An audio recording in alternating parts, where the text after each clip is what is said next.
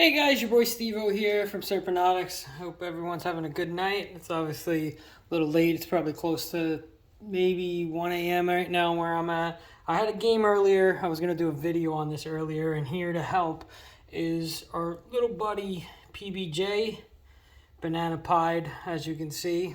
Yeah, look at that pied. He's so sexy. He's a beauty. It's probably one of my best snakes. Obviously now, I'm calling this the genetical trait passage. Passage, more carriage, because what he has in him is being carried. Now, most people want to argue. I got into an argument on Facebook. People think that they know everything about snakes when they don't. And this goes for lizards and everything. And I'm sure many other people would agree with me. With the term het, meaning that their trait is recessive. It's a hidden gene. It's not expressed unless visualized, which why I am showing you PBJ, because he is a banana pied. Now, banana is a dominant gene. It will always show up. Well, I mean, it won't always show up unless you have a super form. But the genetical trait that would, like, speaking of that, super form is technically a genetic trait. So if he was a super banana pied, everything that he produces is going to be banana, no matter what. And in the case that I put him with another banana, everything more than likely, if it's a banana pied, it's coming out either banana, super banana, pied, because they're both visual pieds. What I mean by visual is the white part, that obviously he's a very low white pied. And I'm trying to keep him here. I want to use him as an example because genetical carriage, that it's the genetic traits that he has, banana and a pied. Obviously, stay in one place, buddy. You know, I'm giving him the boop. There we go. Trying to keep him in one place. He's a great snake for the most part. I just want him to stay here so you can see him. So stay there, bud.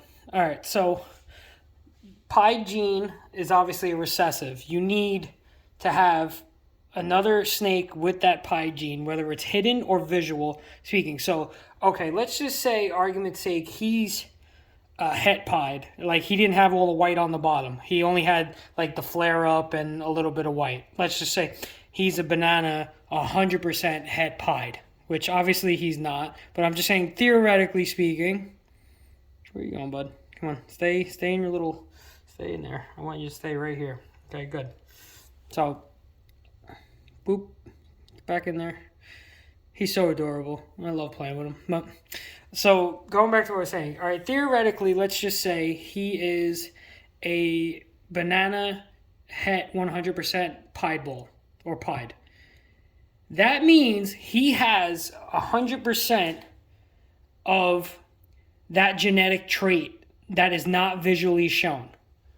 And that means if he's put with another snake that is carrying that genetic trait, obviously this would be the result. So let's just say you put a normal or another banana with him that's het pied 100%. Or even, you know, let's go as low as 66 or 50%.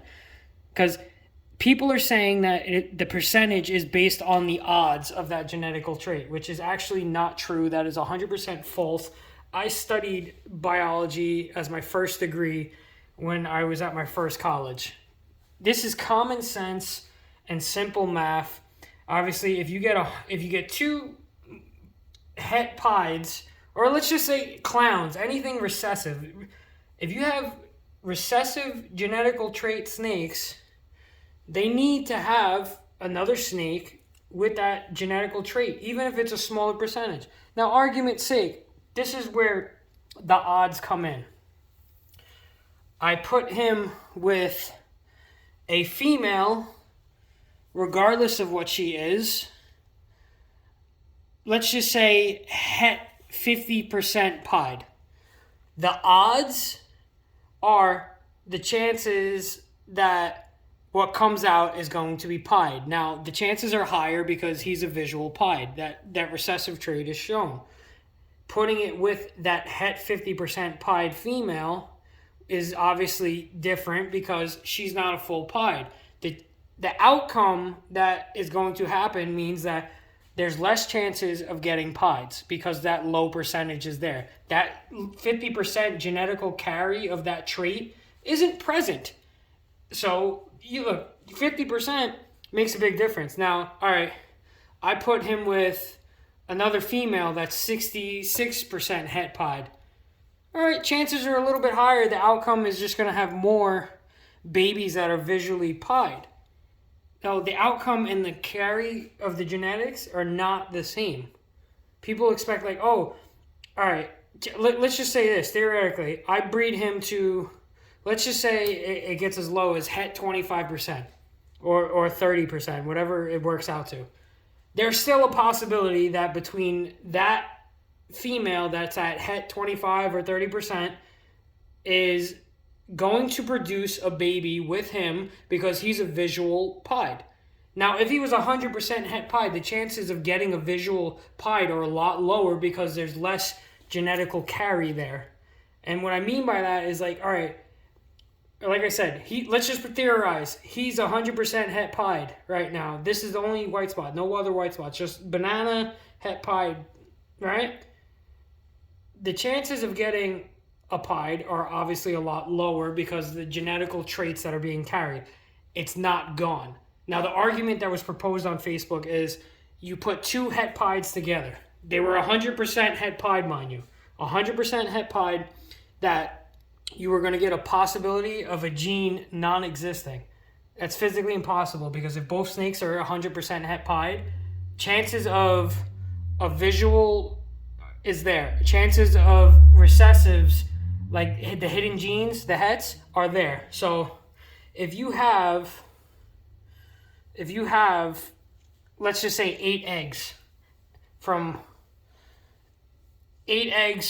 both of those snakes at 100% het pied, chances are, like, your odds are looking good to getting a couple of those visual ones.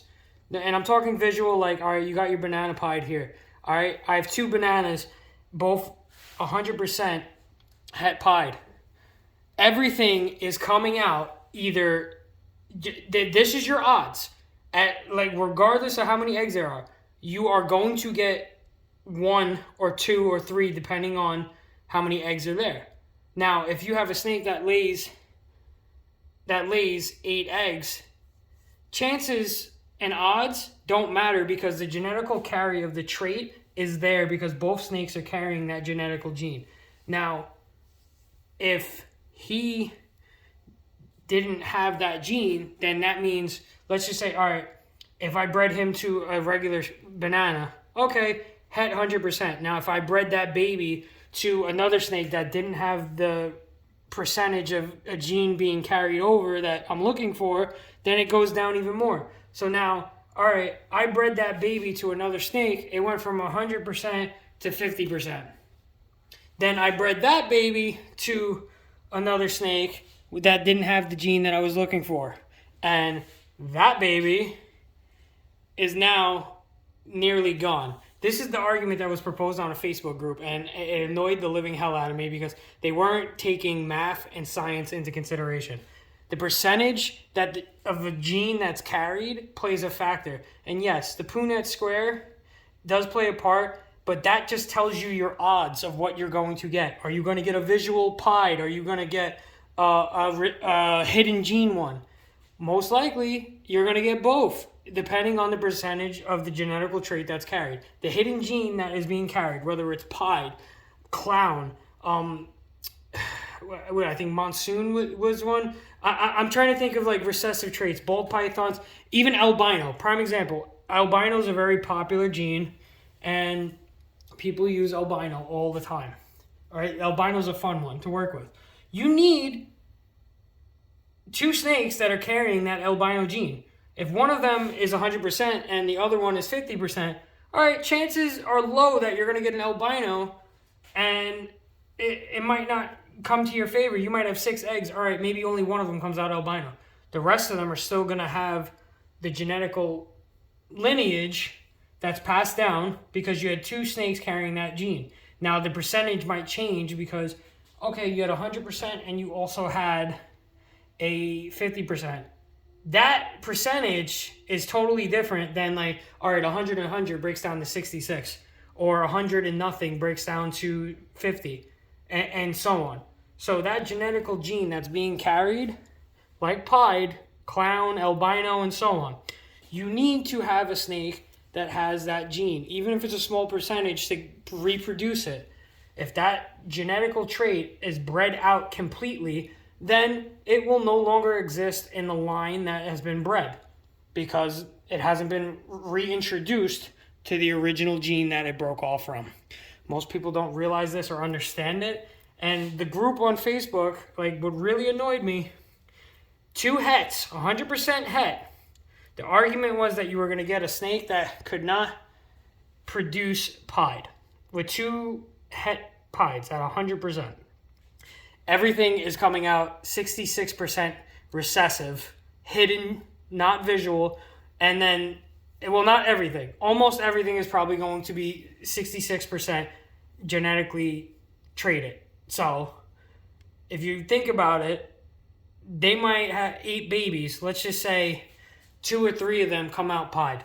Okay, your odds aren't so bad on that. But you talking about the Punnett square and comparing the odds to genetic DNA from a snake is not the same. Like, okay, pied, like I said, prime example, pied. If I breed him to another pied, what's going to happen? I am going to get nothing but pieds because it's the pied gene. I didn't say what type of pied. It might be normal, it might be banana, depending on what I breed him with. It's going to be pied related. Now, if I breed him to something that is het 100%, which means it's a hidden recessive gene, it is going to be lower on your odds that you might get a visual. And in this case, probably not. So if you have 100% het pied with a visual het, a visual pied, chances are you might get just as many pieds as you would with 2 het 100%. Or you might get a lot more pieds. It really depends on what happens because there's so much genetic material that's being passed from the parents down to the kids.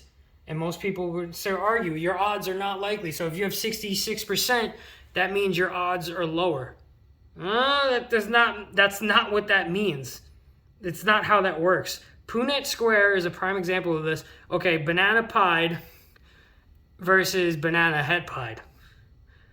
Okay, you are going to get 4 different types of kids. Visual, you're going to get 2 types of visual. Actually, correction, you're going to get 3 types of visuals and hets. Yeah, obviously, in this case, correction, I might be off on that because all right, banana het pied and banana pied. You're going to get super banana het pied. You're going to get super banana pied. You're going to get banana pied. And there's a possibility of getting a normal pied or even a normal het pied. Now, that's a few different genetical traits that are being handed down in this situation. Now, if that female is a visual pied like PBJ here, then that means everything's coming out pied. Oh, it's not even 100% of his DNA. It's just a recessive trait that is shown. Obviously, it's 100% automatically for this. Like, if I breed him to a het pied, regardless of what the percentage is, everything's coming out 100% because of him. Unless I start breeding those babies out, like, in different ways. So if I breed the babies down to, let's just say, I'm just making sure you're okay. He's good. Let's just say I breed them down. All right, every generation, I bred the gene out. It no longer exists. Then at that point, the gene wouldn't exist anymore. But you put 2 pieds together, you're going to get pieds. If you put 2 het pieds together, you're going to get hets and visual pieds. I don't understand how people can't, like, it's simple math and science. Punnett square, it hands down genetical traits. If one parent doesn't have a genetical trait, that means the kids would have half of the DNA that they would need in order to reproduce for the next generation. Now, if you put the kid back with a different male or female that's carrying the same genetical traits, you're going to get the same exact thing. I don't understand what's so hard about it. Like, I hate arguing with people. I really, really do. But for the love of God. PBJ has bred things without pied, with pied, and so on. He's probably one of my best breeders. I mean, I have a couple good breeders, but even then, Jesus Christ, man. Like, I don't get it. I really, really don't. And it bugs the living hell out of me. So, I thank you guys for tuning in. I'm sorry to sound like a broken record, but I'm fucking aggravated. It is what it is. I'm going to post the video to YouTube. Thank you guys for tuning in. I hope you guys enjoyed learning something. I mean, look, percentage on snakes is 100% of a genetic trait being carried. 66% is lower, but still being carried. 50%, same thing. If it goes lower than that, chances and odds, as people want to put it from that Facebook group, yeah, the chances of you getting a visual pied or clown or albino are a lot lower, but that has nothing to do with the genetical trait that's being handed down. All right, if I have a female that's 25% het pied, chances of me getting visuals are a lot lower, yes, but if I put her with a visual pied, chances of getting visuals are a lot higher because she's still carrying a piece of that genetical trait to get pieds. Clowns, albinos, like anything recessive. You need two of the recessive genes to create, like, I don't understand. So call me crazy. Maybe I am. I don't know. PBJ is definitely going to go back in his tub now. I've had him out long enough. Like I said, he's a good snake. Thanks for tuning in. I'll see you guys soon.